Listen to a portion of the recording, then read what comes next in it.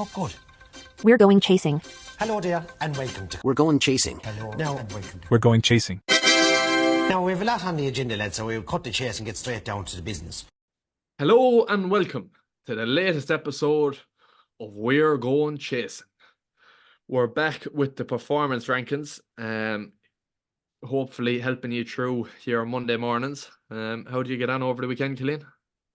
It's not too bad. I was drinking most of the day Saturday, so that was good. Good man. Brave man's game was a bit of a kick in the teeth. I had a couple of winners, I paid for a few pints or whatever else I was drinking. Good man. Yeah, vodka whites or something. Yeah, paid for them anyway. So what time do you start drinking at? 12 o'clock. Good man. When did you finish? 1:30 or something. Yeah, sick enough now. Yeah, well done. You had a good weekend then, yeah? I had a good weekend, John. Well, you had a good Saturday, anyway. You're probably sick enough today. Yeah. I struggled through the Sunday now. Yeah, so wasn't great, but we're still alive, head above water, main thing. Good man, and that's the main thing, really. But look, we'll move on into the performance rankings, and we'll start in the green as we always do. And top of the green is a horse that both of us, I think, wrote off here last Friday. To be fair, Grey Dawning. Now he was getting a lot of weight, but he was superb, really. Down the back straight, he just decided. Harry Skelton said, "I'm going," and Harry is well able to go early, but this fella kept the gallop up. Jumping was superb, stepped over some of them, made the fences look like hurdles, and bet Gaillard de Manille by 10 lengths, and Apple Away by even further, another 4 or 5 on top of it. Yeah, I didn't give him a squeak at all. I said it's between the top two. He got £11 off Gaillard de Manille. I thought Apple Away, she got 18. I was like, look, if Gaillard de Manille doesn't win, Apple Away will. And I was wrong. I thought Gaillard de Manille was a serious price around 13 to 8, but he is fairly slow and just looked to be. I'd say he's just going to have a few runs now and go to the national again and try and land that. I wouldn't be surprised if he goes to a big handicap over in England or something. He's off mark 156. You're probably not going to get dropped for that performance there the weekend. Gave away £11, got beat 9.5 lengths, so that sort of stacks up, doesn't it? Yeah. Then you're looking at I just thought that he jumped really well. I saw Skelton down the back go to the front. I said, "Oh, here we go again. This is great." And just the horse just didn't stop. And even turning in, I was saying, I think we'll get back at him. And then no, he just fair performance now, and it's a nice boost to stay away Faye. Because a great boost to stay away Faye, to be fair. Yeah. Now, but the only thing to take into consideration there too is obviously it's been extremely well documented how much the Skeltons have needed their first run. So it was probably a bit of a different animal, I'd say, that turned up. Yeah, he was race fit as well. The other two hadn't turned up against Stay Away Faye, but still, it's still a nice form boost. Yeah. Nevertheless, at Haydock too, Slate Lane, Emmett Mullins, Paul Byrne, do it again. Obviously, Fine Margin was there in second too. Fine Margin was a horse that we gave a nice word to on the podcast on Friday at 14 to 1. Bizarrely, then he went into 8 to 1 and out to 22 to 1 and ran a super race in second on his first run for Willie Mullins. And Crambo came home very strongly as well. But Slate Lane is the story of that race, Cillian. Yeah, he is. I had a few quid each way on Fine Margin just before the off. I thought he's really a big price. I said, fuck it, he has to have some sort of a chance, first run for Willie, coming from Matthew Daly, who is he?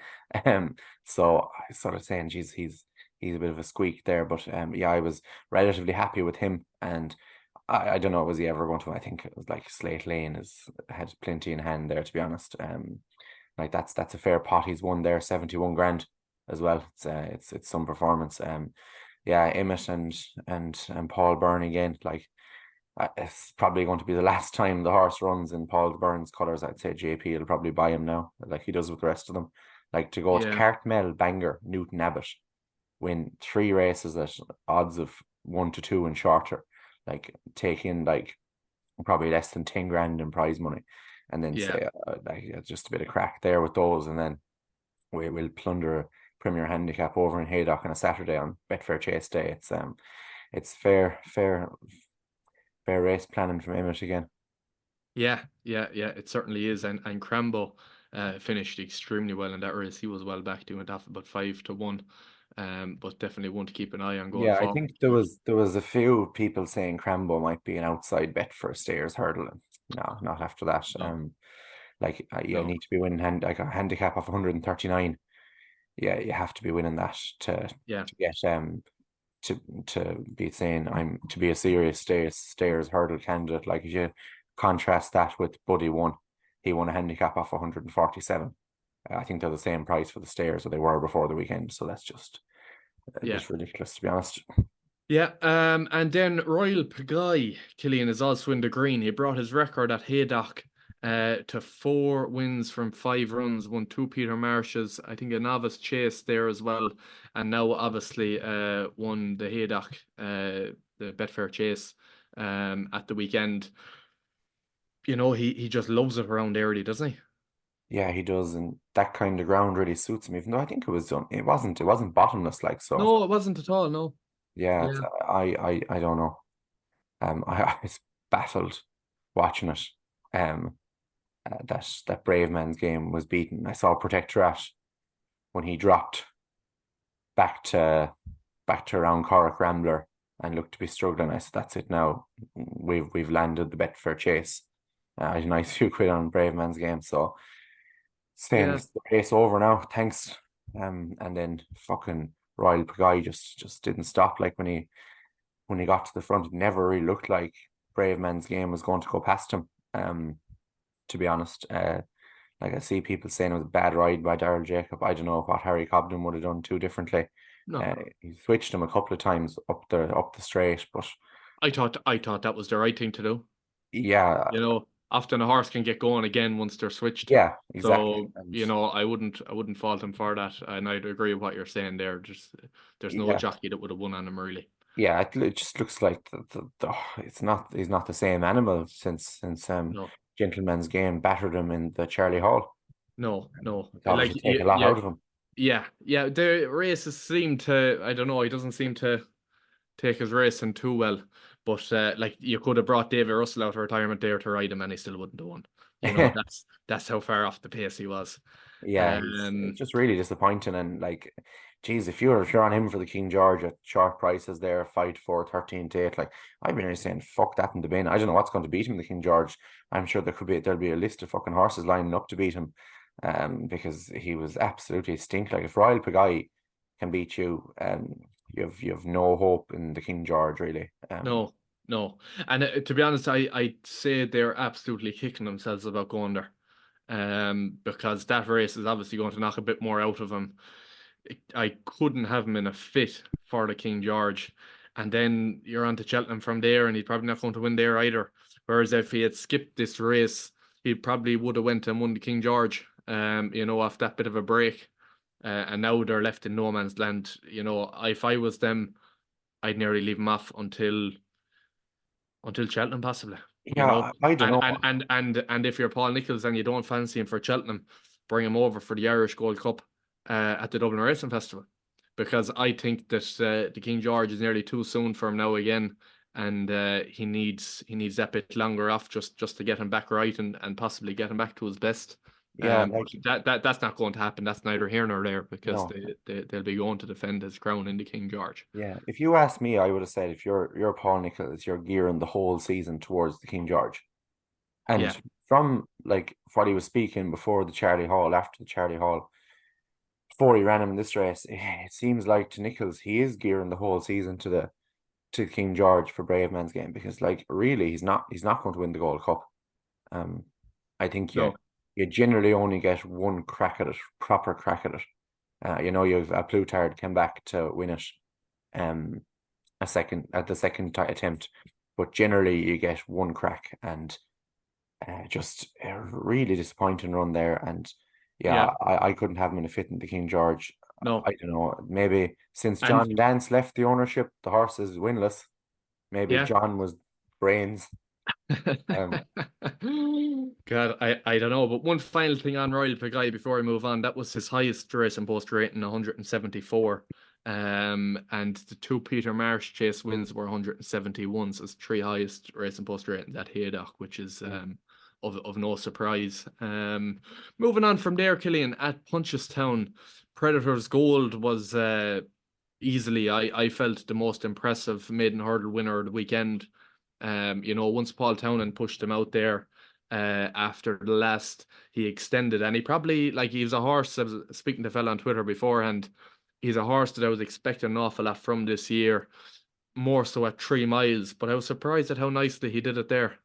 yeah, it's the same maiden hurdle that Absolute Notions won last year, and they both won the Land Rover bumper. So an Absolute Notions looks like a 3 miler. So you'd imagine that Predators Gold will end up down that route as well.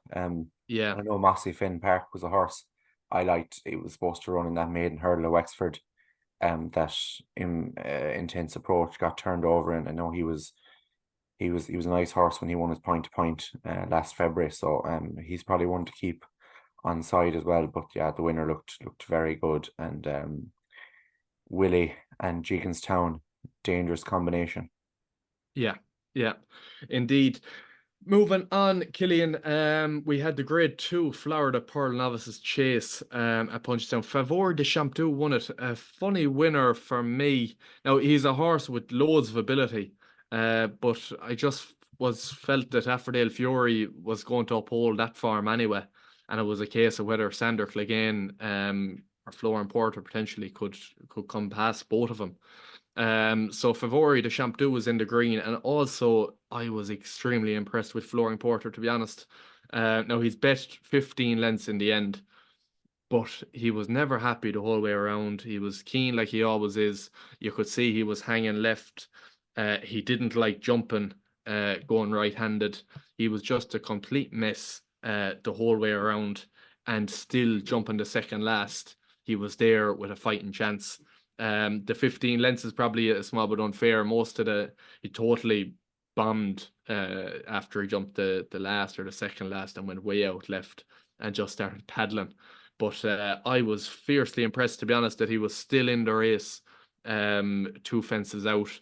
And I'd say next time he goes left-handed, I'd say I'd be keen on him, to be honest, regardless what he comes up against, because I just felt that it was that impressive from him. Yeah, I presume he'd go to Leopardstown at Christmas. I'd imagine so, yeah. 3 miles there, the Neville Hotel Yeah. case, is it? Yeah, I thought the winner was very good. Thought he jumped well. And like he's won very impressively. Like won easily. It's about 14 lengths. He's won by, yeah. If you asked me to pick between him and Affordale Fury, I'd have said Affordale Fury.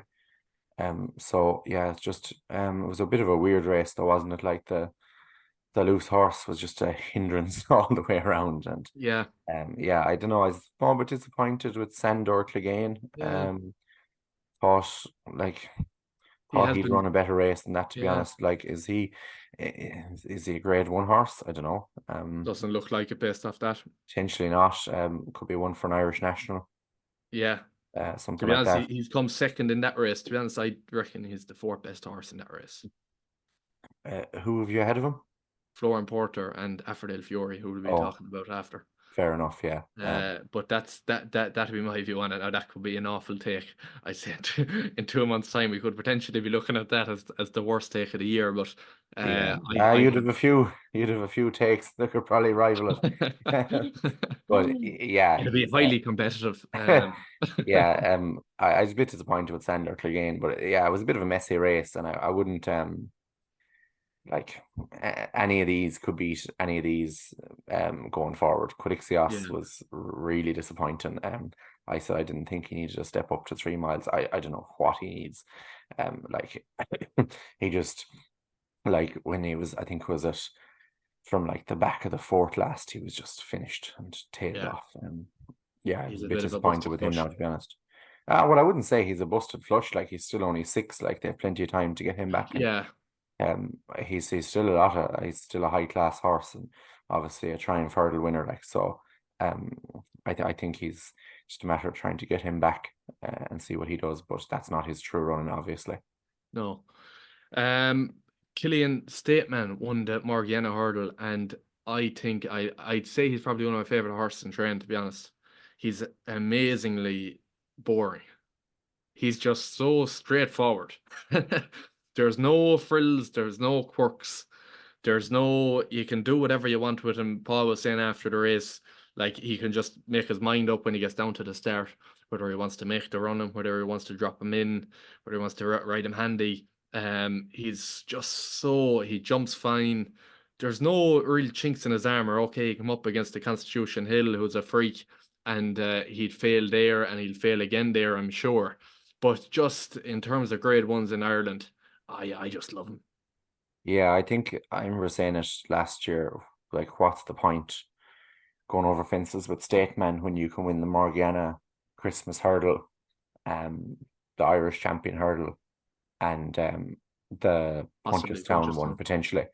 And like I thought Imperial Pass would have a lot to do to be better than Stateman, and like I just can't see it, to be honest. I think Stateman he's so good, and like he's beaten Echoes and Rain by 5 lengths. Fair enough. Like he could have done a lot further than that. But I think like if Echoes and Rain did come to him, he'd pull out more. He does what he needs to do, and that's it really. As you Yeah. said, he's not flashy. And I think the longer he stays over hurdles, the better his jumping will be. I think his jumping is fine now. But he's going to get even slicker over those hurdles. So yeah, I think it was a good run from Echoes and Rain. Like she pulled very hard again as usual. Yeah. And like I thought going around, I was saying, geez, if you had a match between her and Pied Piper, you'd be fairly happy on Pied Piper, given how hard she pulled. And yeah, he's a bit of a disappointing one there. But yeah, all credit to Stateman. He's a brilliant horse, and it's just a pity for Willie in terms of champion hurdle that the Constitution Hill is around. Yeah. Shannon Royale then on Sunday. Again at Punchestown. Where did that run come from? Obviously, the cheek pieces seem to make a big difference. I know Rob Core quite liked the horse. Rob was on this podcast earlier on in the year, and he quite liked the horse. But he had 2 ordinary enough runs when you take into account maybe the lofty expectations.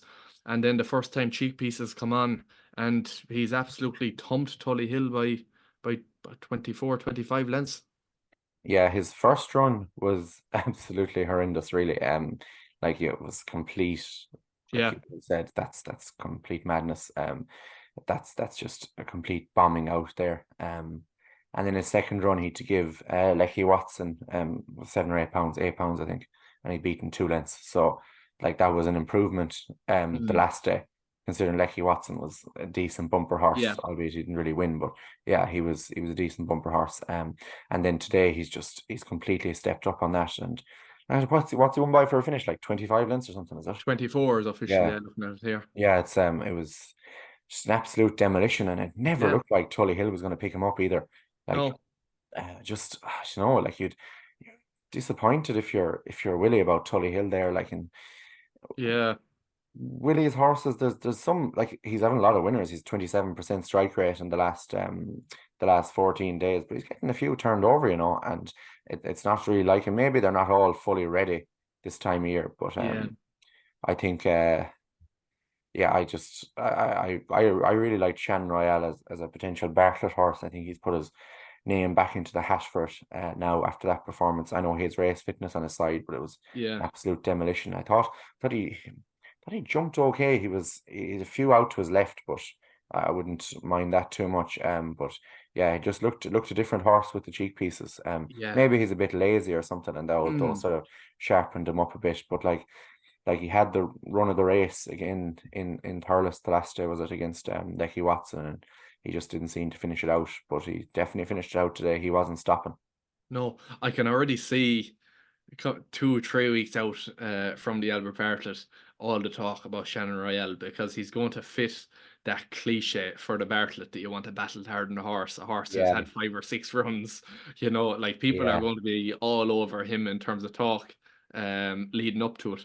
One thing I would say about it is like if you're looking at the bare form and you're Gordon Elliott tonight and you're looking at it, you've bet Tullyhill by 24 lengths, and then Tullyhill has bet Rocco Boyo by 8. Now, one would have thought that Tullyhill would be a lot more than 8 lengths and only 11 lengths ahead of Doombeg Don. You know, you probably would have rather beat Tullyhill by 10 lengths and have Tullyhill 15, 20 lengths ahead of Rocco Boyo. Yeah. You know, because you just wonder about Tullyhill, the fact that he's only bet those horses by 8 and 11 lengths, how good he is. So that'd be the only word of caution that I'd have on that. But that's our green for this weekend, Killian. So we've 3 horses then in the amber. First of all, Mr. Policeman. Again, a huge talk horse. Obviously bet cash back on his only hurdle start for Willie Mullins last year, which was quite a nice run.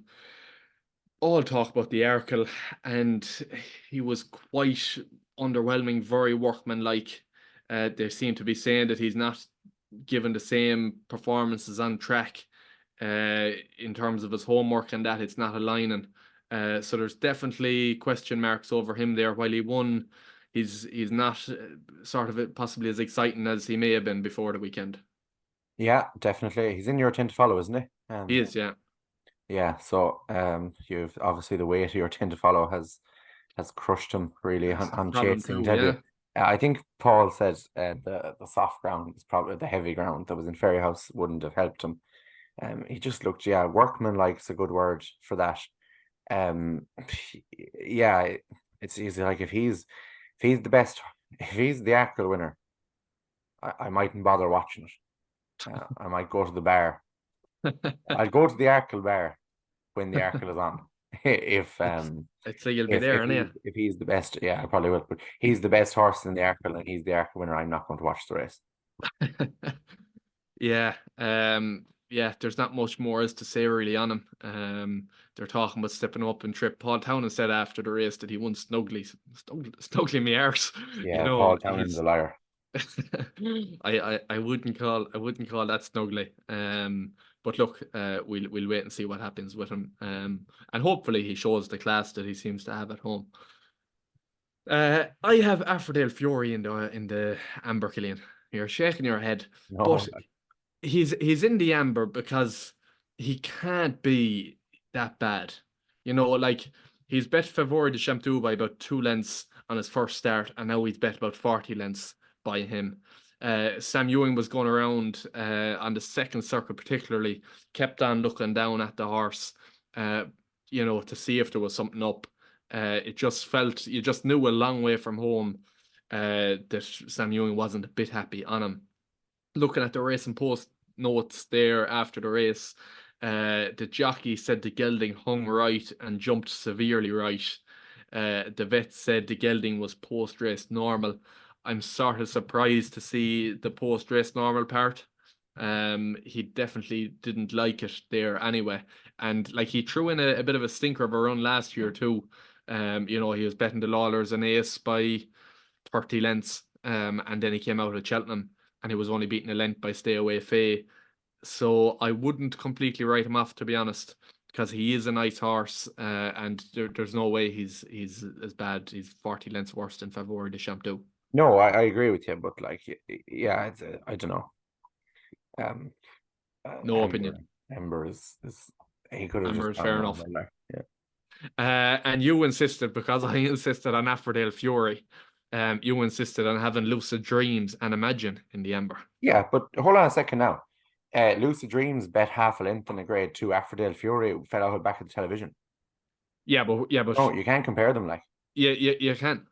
You can't. You're okay. Well, put it this way: what's Lucid Dreams going to go on and do this year? He could win the Turners.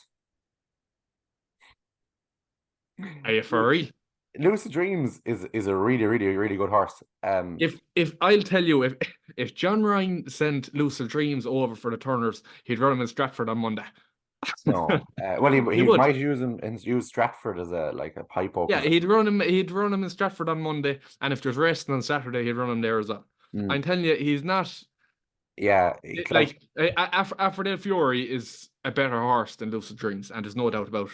Jesus, I don't know. I wouldn't say so.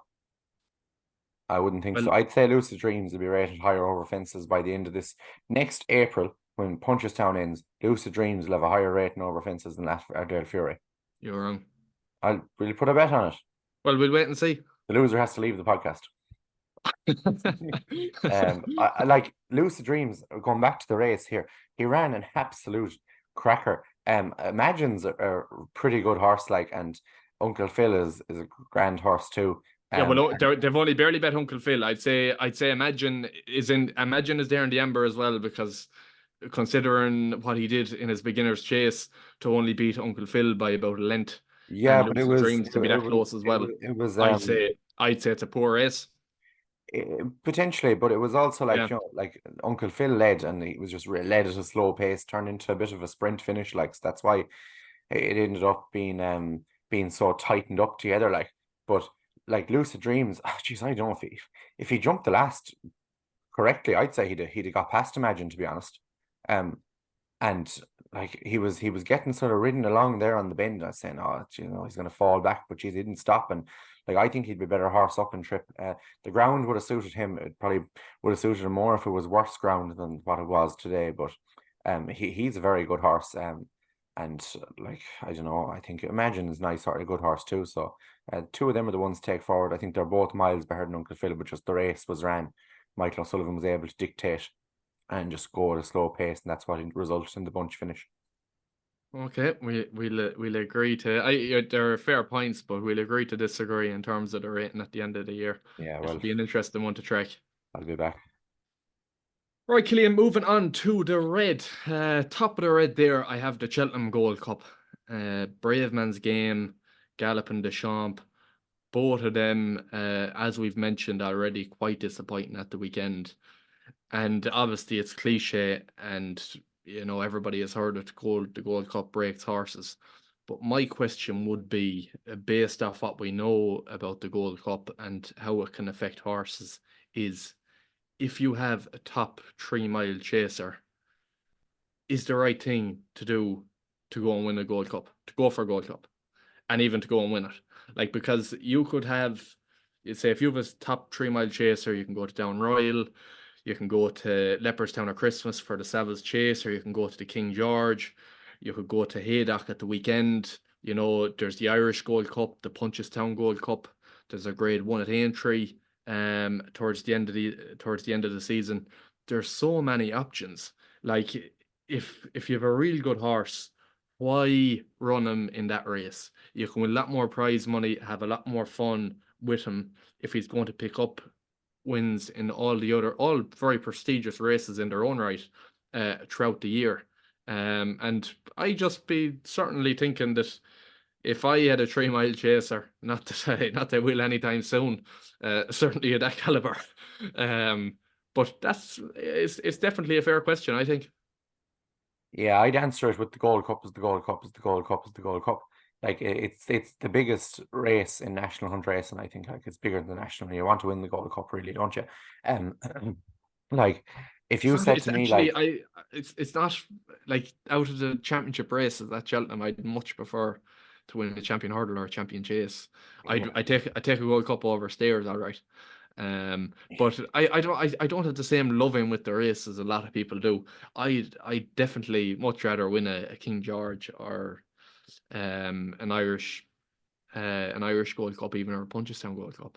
But yeah. Yeah, I don't agree with you. I think it's the biggest race of the biggest week in national hunt racing, and that's a fact. Like, Yeah, it is. No, it is fact, yeah. Like, I think it's fine to say, like, okay, we're gonna map ourselves around. We're gonna do the Clan des Obeaux here. We go King George, Denman, Aintree, Punchestown, and try and win them all. Like, he's beaten the King George, but he's actually beaten Denman as well. But he won the Punchestown and he won at Aintree in the 1 year. And then the following year, he won at Aintree before he got beat by Allaho and Punchestown. But like, you could do that, that's fine. But you're still, like, you can't be the best 3 mile chaser if you can't win the Gold Cup. It's just as simple as that. Like, Delta Work won a Savills and an Irish Gold Cup in the 1 year. Delta Work wasn't the Yeah. best 3 mile chaser. Like that was Album Photo, the Gold Cup winner. Yeah. Or Kimboy, who didn't go, just had his issues with Cheltenham. He won it Aintree and Punchestown. You know, it wasn't Delta Work. It was Album Photo or Kimboy. So like, I don't know. I think there's a bit to be said for it. Like if you want to say, okay, I just want to win grade ones, you can go that route. That's fine. But like we don't know for sure that the Gold Cup has broken Galloping des Champs or broken Brave Man's game. Like we said, like the signs are ominous for sure. I think the race today wasn't ran to suit for Galloping des Champs. Like appreciated went. Like it was very good tactics from Patrick, and like I'd be slow to praise him sometimes, but yeah, I thought it was very good, and he rode his own horse to try and the best he can, and like he almost nabbed it, you know. Yeah. And I think the race wasn't ran to suit. It ended up being a bit of a sprint from the back of the third last, and it fast or slow. I think he's just a quicker horse. He's more speedier than Galloping des Champs. Yeah. Which is bizarre, really, to think, because like you'd associate Galloping des Champs as a quick horse. You know, he's not he's not he's not a Manel Indo. Like No. he's not a real stayer at that 3 mile trip, but Well, he's a quick, speedier yeah. type. He's more of a Plutarch than a Manel Indo. You know. Yeah. But yeah, just like I don't know, it just hadn't And I the didn't know it was speed. a pure plodder too, though. He's But not, anyway, no. moving on from there. No, but just there, like that, fast or slow, like I wouldn't be too. We haven't we didn't really discuss the John Durkin on this, but like I don't know, would fast or slow stay 3 mile two at Cheltenham? Like at the end of the day, he's 5-1 now. I think it's a scandalous bad price. I wouldn't back him at that. Like he got outstayed by Corach Rambler over 3 miles on the old course. Like Corach Rambler came from the fucking clouds in that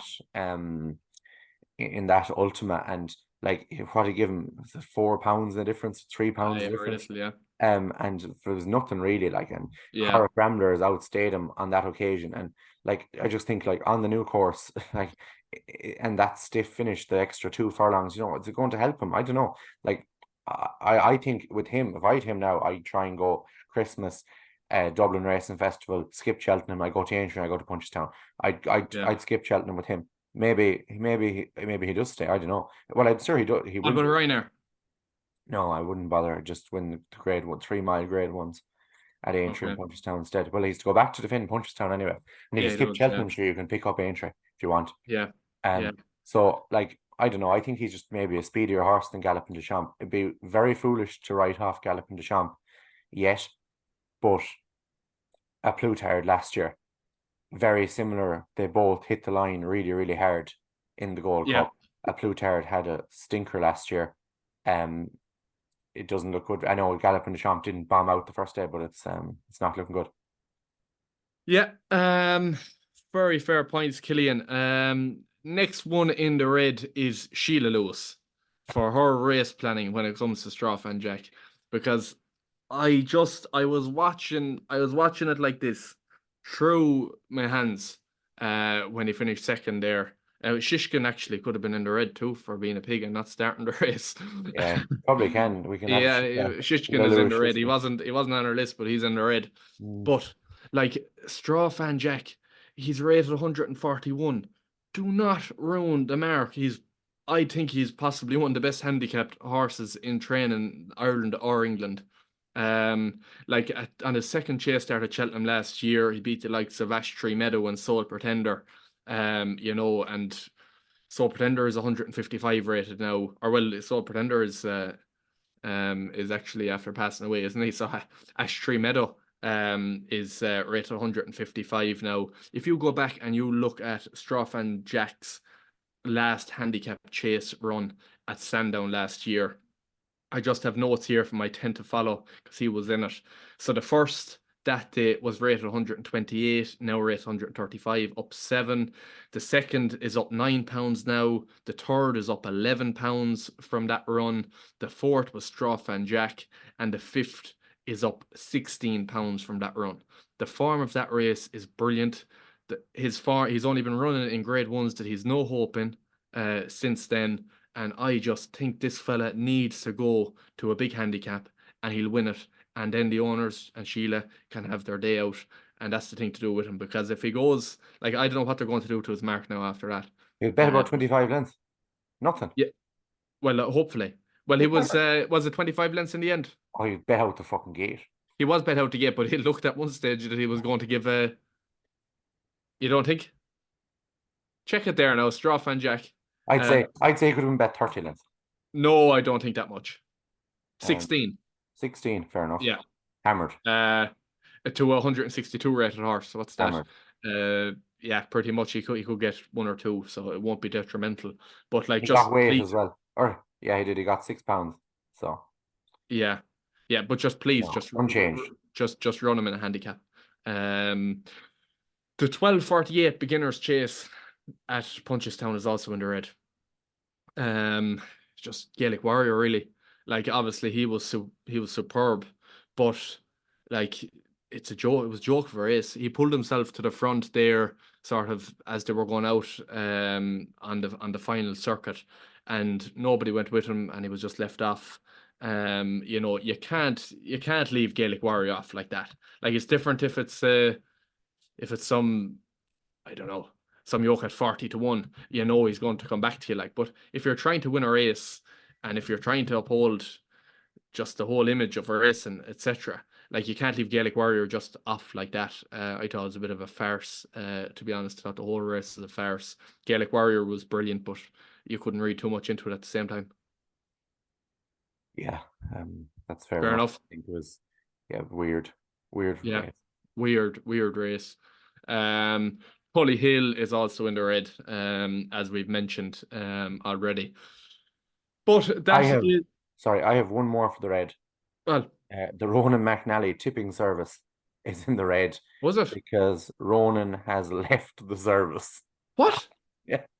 Just there, is it? Just see it there. I see he's got his tweet up. What did he say? It's breaking news. He'll see it in the morning, but Sunday update. Yeah, it's breaking news for me now, which you get an okay. tomorrow morning. Wow. Yeah. He found tipping a completely different game and has decided to step away. And they've employed one of Ireland's top professional gamblers in now, but he doesn't want to share his name. So they might as well have me or you doing it. And charge 95 quid a head. Yeah. A month. So that's cool. Gosh. Yeah. Well, there's one. He might be on icy spaces, explaining that one. But that is all from us for this week. Hope you really enjoyed listening to it. We greatly appreciate it if you could subscribe there, whether you're listening on Spotify, Apple Podcasts, or YouTube. If you could subscribe, that would be great. And we'll be back towards the end of the week again, Friday morning, with a preview for next weekend. So, lads, enjoy your week, and we'll see you on Friday. See ya. Bye.